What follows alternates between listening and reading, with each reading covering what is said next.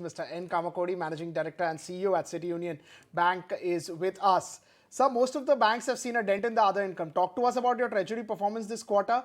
What is the level of yield at which you are protected at, and how would you look at it going ahead? See, our other income basically comprising of, like say, 3-4 major streams, including your treasury income, write back of return of assets, and other core fee income. In this quarter, last year, we had substantial income from the treasury, but towards the end, because of the adverse movement, we did not have much profit booking opportunities in the treasury. In this quarter also, the total profit booked was only hardly about 50 lakhs or so. But we did not have, like say, a very high, like say, provision to be made because of the mark-to-market differences and all. Hardly it was about 30 crores or so, very less compared to our portfolio size. And also, since bulk of our AFS government securities were short dated and they will, like say, mature in the probably the next 24 months, the reversal will also happen quickly. So that's where our entire and our in terms of yield also, it's like say our yield is protected because of our proper allocation, and whatever lessons we learned from the 2004 treasury debacle, which has helped us to manage our treasury with the proper risk management practices, and things have happened well with us, particularly in the last quarter. Right. Good afternoon, Mr. Kamakodi. This is Cheryl also joining in the conversation. And let's talk about the loan growth. You've increased the guidance. Could you tell us what exactly changed and what led you to go ahead increasing this one? Basically, we said for the financial year 2022-23, whenever we were discussing about the financial results of the last financial year way back in May, we said we expect to have about 12 to 14% growth. At that point of time, there were a lot of uncertainties about the Russian-Ukraine war, oil price hike, related inflation, and potential impact to the overall economy. So it is not that the impact is not there, it is there, but looks to be much better than whatever the uncertainties were there. So even though we have some amount of uncertainty from the Taiwan-Chinese conflict and also our discussion with the customers and all are giving us sufficient comfort that even the investment cycle, what is actually evading us, could start somewhere from the fourth quarter. So we feel for the year as a whole, we should be having, we said instead of having low to mid teens, it should be from mid to high teens, perhaps from 15 to 18%. Bulk of the growth rate, as usual, will happen in the second half, particularly in the fourth half, like what it has happened to us in the earlier quarters and all.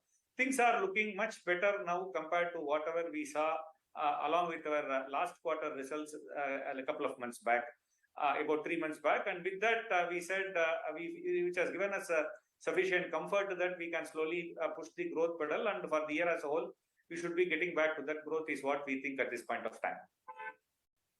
Right.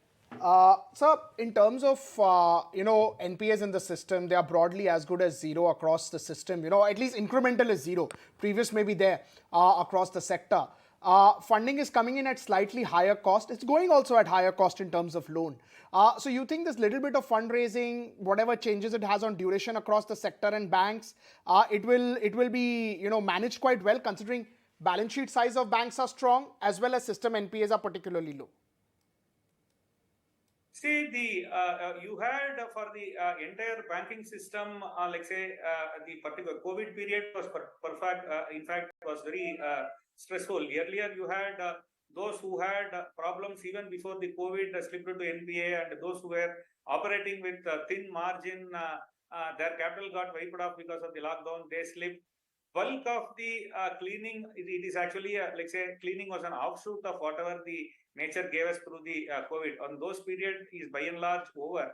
Things have come back to the normalcy, and even the capital adequacy ratio of most of the banks are at a very healthy phase.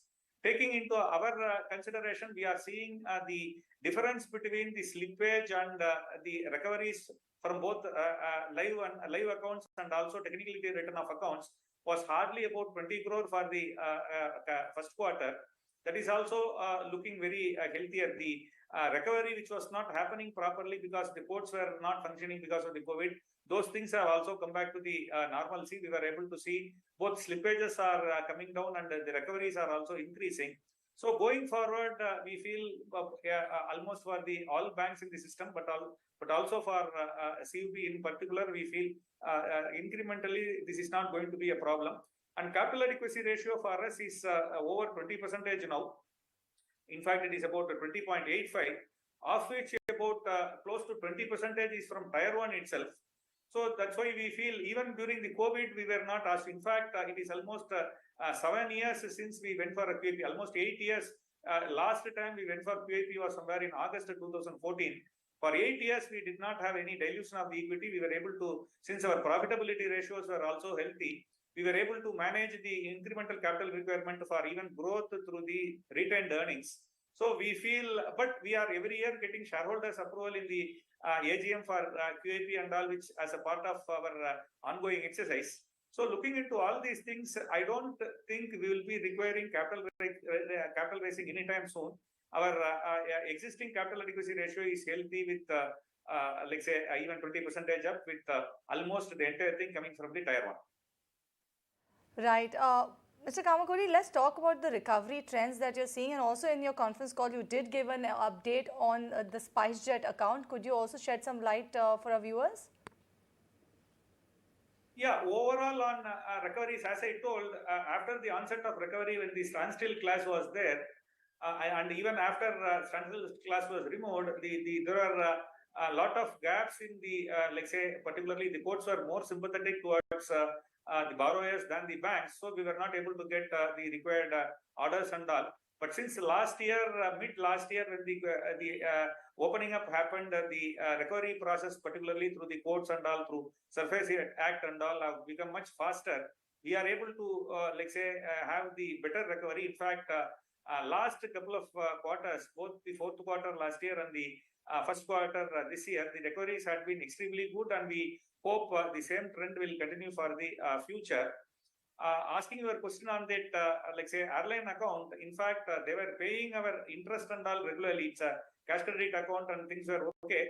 But since it was only for various reasons, we had to go for a recall. But we had subsequent discussions with them, and they have given us a proper plan to, like say, give us money, and they have also made some payment.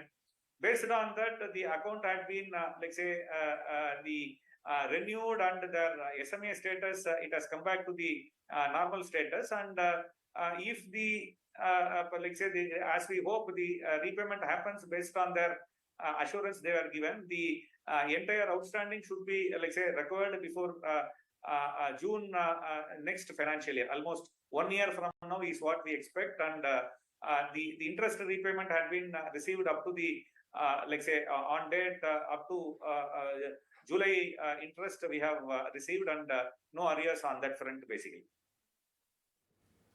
All right, sir. Thank you so much, sir. Congratulations on a great set of numbers. I think quarter after quarter you have delivered strong numbers, but I think this time around markets have taken a note of this. The stock is up 8%, buzzing stock, clearly one of the earnings dhamaka today.